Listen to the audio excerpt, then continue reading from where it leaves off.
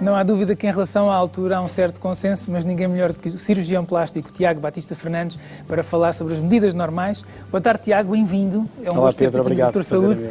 Esta questão da altura é um problema frequente? É algo que as pessoas também procuram modificar no seu corpo? O que é que achas destas alterações que vimos aqui na peça? Sem dúvida, as pessoas preocupam-se com as dimensões, fazem comparações com o que veem na comunicação social, nas revistas. As pessoas estiveram mais ou menos certas ao dizer isto, talvez tenham empolado um bocadinho a estatura média dos portugueses.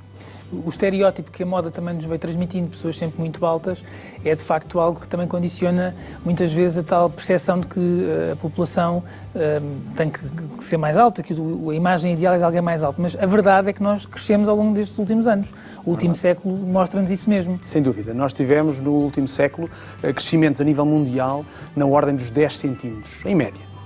Nós estamos a ver um gráfico justamente que mostra isso no último século de 1914 até 2014. No caso das mulheres houve uma evolução de 1,5 m, de 1,50 m para 1,63 m, portanto 13 centímetros de crescimento no último século, e em relação aos homens um crescimento de 1,59 m para 1,73 m, portanto é uma diferença importante. É uma diferença significativa. Como tinha dito, é algo que acontece a nível de todos os países. Um fato interessante é que isto tem ocorrido a partir da segunda metade do século XIX, acompanhou um bocadinho a Revolução Industrial, a melhoria das técnicas da agricultura, a melhoria, no fundo, da nutrição, a qualidade da água, as condições de saúde no seu global. Sim. E isso faz com que o nosso corpo esteja mais bem nutrido e, como tal, atinge proporções maiores. Um facto interessante é que os Estados Unidos, que nós achamos que é um país assim super desenvolvido, acaba por ter um crescimento abaixo da média. E isto tem a ver com o desenvolvimento sociocultural da população americana. Mas ainda assim há pessoas que não estão satisfeitas, e exemplo disso é que temos hoje em dia também muitas notícias de pessoas que às vezes por razões estéticas procuram aumentar a sua estatura.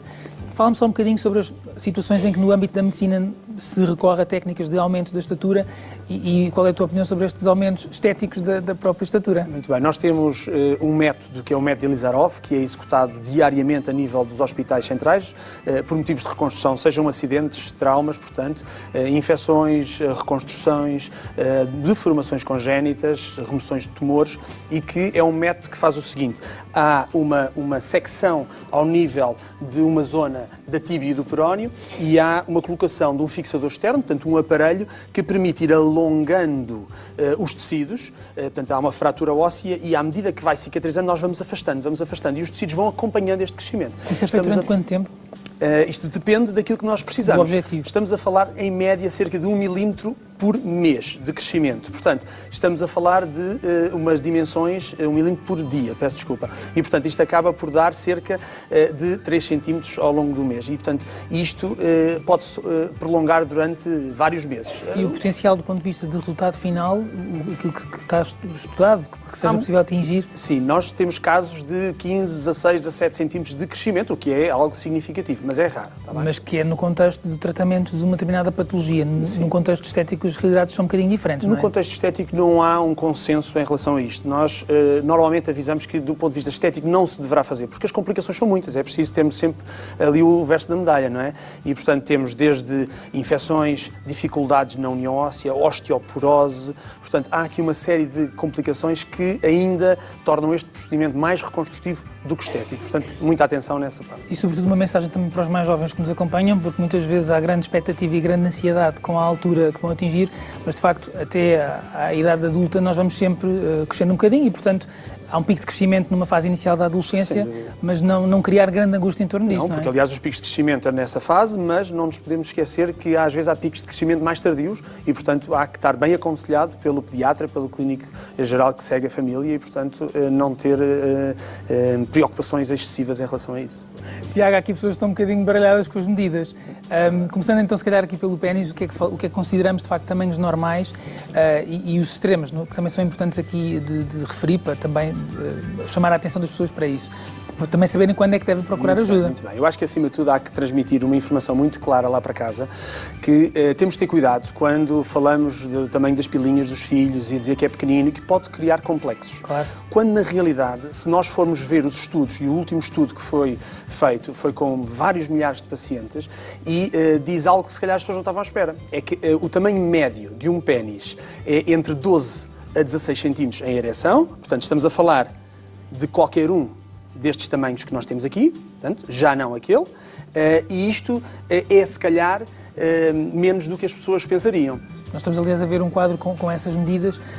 Pénis com um tamanho abaixo de 8 são os chamados micropénis, mas de facto a média varia entre os 12 e os 16 centímetros, como referiste. Muito bem. Abaixo de 8 centímetros, como vemos aqui nesta banana, é considerado um micropénis em ereção, como digo. Em termos de flacidez, já os tamanhos variam entre 8 e 10 centímetros. Portanto, a maior parte das pessoas que achavam que tinham um tamanho de pénis inferior ao normal estariam todas dentro da normalidade. Média. Isso é algo muito importante. E em relação aos pénis demasiado grandes, também é um fator que muitas vezes pode até criar algum tipo de complexo nos mais jovens, sobretudo, porque hoje em dia, nos rapazes, a prática do desporto, os ginásios, etc., há muita exposição também do corpo e a comparação é inevitável. Estamos a falar normalmente de tamanhos, no caso dos tamanhos grandes, acima de 23 centímetros, mas acima dos 19 já se considera... Correto. De facto, aquilo que disseste está muito correto. Nos ginásios há a tendência a haver uma comparação. Também em termos nos filmes aparecem pessoas que são selecionadas e isso causa alguns problemas. O tamanho do pénis, como diz muito bem a algumas destas pessoas, não interessa assim tanto, porque no fundo, se nós formos ver qual é o objetivo é haver entre o casal uma satisfação e que faça com que haja uma promoção da natalidade. E essa satisfação não está dependente do tamanho do ténis, do comprimento. Estará eventualmente mais da largura e do ponto importante de feminino de sensação, que é o ponto G, que está longe do fundo da vagina. Portanto, o tamanho não é tão interessante, mas sempre a largura do pénis e a maneira como depois todo o acto se desenvolve. Não é? És muito procurado por homens com preocupações relativamente ao tamanho do pénis? Há na nossa consulta uma preocupação diária com todas as dimensões. A cirurgia plástica é um bocadinho isso, a cirurgia plástica mais estética acaba por ser um bocadinho isso, tanto no homem como na mulher. Em relação à mama, é outra questão também sempre muito frequente em relação à estética feminina. O que é considerado um tamanho normal? Em que situações é que devemos também intervir? Porque há tamanhos de mama que depois podem ser, até do ponto de vista de saúde, causar problemas. Sem dúvida. Muito importante as pessoas terem a noção que, no fundo, é preciso que a pessoa se sinta bem com ela própria. Quer a mama seja pequena, quer a mama seja grande, se a pessoa estiver satisfeita, tudo bem. Então não deve seguir um padrão estereotipado que a sociedade tenta incutir. E depois tem, naturalmente, aquela variabilidade individual e a harmonia do corpo. Posto isto, se formos olhar mais uma vez àquilo que os estudos dizem, a mama considerada de uma copa C, e não devemos falar a nível do número, porque o número é um perímetro torácico, não tem nada a ver com o tamanho da mama, claro. Portanto a copa sim tem a ver com o tamanho da mama. Essa copa diz que as mulheres com um volume C significa que são as mulheres mais atrativas. Estamos a falar de cerca de 50% na opinião de homens e de mulheres. De seguida passamos na opinião de 25% das pessoas para uma copa B. Segue-se a copa D, portanto uma copa um bocadinho maior, e depois vem a copa pequenina. Portanto, não estamos a falar dos extremos que sejam atrativos, estamos a falar de copas de tamanhos médios. Outro dado também que eu acho que é muito interessante é o facto de os homens procurarem mais mulheres com tamanho grande de mama quando estão preocupados com relações de curta duração. Relações de longa duração. Estão mais inclinados em mama do tamanho pequeno. Se calhar a sociologia poderá explicar isto um pouco melhor do que eu. Não, é porque nós falámos aqui quer do tamanho do pénis, quer do tamanho da mama, mas de facto, e falaste nesse ponto há pouco, o mais importante é a dinâmica que o casal consegue criar entre si, porque se não houver intimidade, se não houver cumplicidade, todas estas questões de tamanhos acabam por se bater e são de facto menores no contexto de uma relação estável e longa, não é? É verdade. A harmonia, como digo, sempre, e a estabilidade do casal, este é o ponto mais importante. No fundo, é a autoestima que cada um tem e que faz com que a nossa vida ande para a frente. Trouxeste-nos aí algumas próteses, queres explicar só um bocadinho melhor o que é que elas... Nesta discussão diária sobre os tamanhos, e a mama, de facto, não nos devemos esquecer que o aumento mamário é a segunda cirurgia estética mais procurada a nível mundial, nós acabamos por ter à nossa disposição uma série de implantes diferentes. Portanto, estamos a falar aqui de formas diferentes, neste caso uma forma em formato de gota versus uma prótese redonda. Eu não sei se assim é fácil para nós mostrarmos. Portanto, temos formas diferentes, volumes diferentes, o pequeno e o grande, e, portanto, toda a nossa conversa no ato da consulta vai girar à volta disto e, naturalmente, de tudo o que está envolvido em termos de longevidade dos resultados. Isto é válido tanto para o aumento como para a redução. Não nos devemos esquecer outro aspecto que eu ia chamar. A redução, a hipertrofia da mama é algo que chega a ser muito desagradável, não só a nível de sensação diária, na prática do exercício físico, sociologicamente, mas também com as dores que provoca ao nível da coluna cervical, principalmente. E há muitas mulheres que provavelmente procuram numa fase inicial o cirurgião plástico para fazer um aumento mamário e depois, ao fim de algum tempo, provavelmente arrependem-se e tentam contrariar o aumento que fizeram e reduzir. Eu honestamente não tenho essa opinião, porque nós, se calhar é um bocadinho tendencialmente àquilo que fazemos mais na nossa prática diária. Como nós somos um pouco mais dirigidos à mama mais pequena, eventualmente isso não se colocará.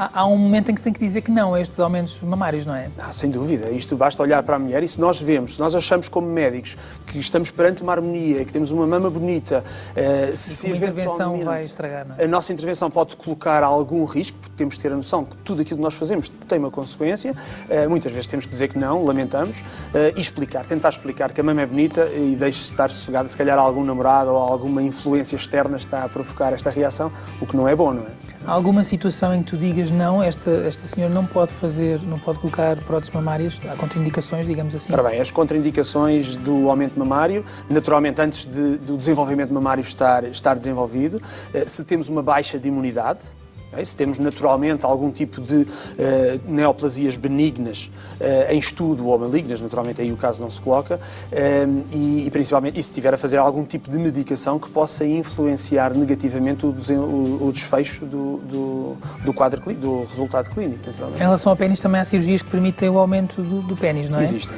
Nas situações em que ele é muito pequeno. Existem. Atenção, mais uma vez, portanto, nós estamos a falar aqui na relação homem-mulher, não nos devemos esquecer também naquilo que acontece na mulher no pós-parto. Portanto, a maior parte dos partos que são por via normal, vaginal, há uma dilatação do canal vaginal e se nós nos lembrarmos que a estimulação da mulher é ao nível do introito, portanto, da entrada da vagina e do ponto G, existem cirurgias para a mulher, para beneficiar do ponto de vista sexual e para o homem também, naturalmente. Estamos a falar concretamente no aumento com a colocação de gordura e na colocação de uns espaçadores que dão um bocadinho mais de extensão.